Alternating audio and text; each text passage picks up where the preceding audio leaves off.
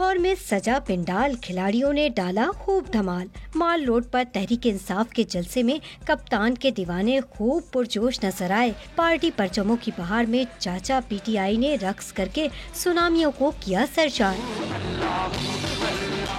पिंडाल में पार्टी नगमों ने कारकुनों का लहू गरमाया।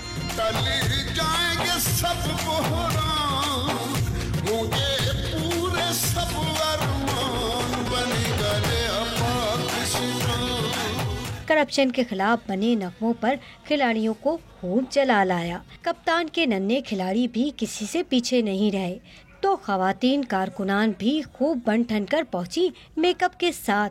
चेहरे पार्टी परचम से भी रंगवा लिए। मतवालों ने करप्शन को क्लीन बोल्ड करने के लिए कप्तान का साथ देने का भी अज़्म किया। गो करप्शन गो! गो करप्शन गो!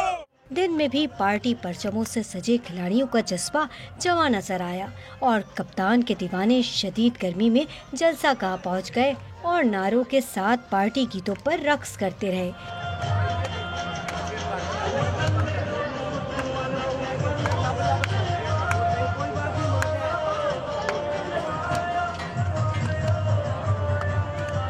खिलाड़ी जलसे की तैयारी के लिए दिन भर पार्टी परचमों, बैजेस और टोपियों की दुकान पर मनपसंद अशिया खरीदने में मसरूफ रहे।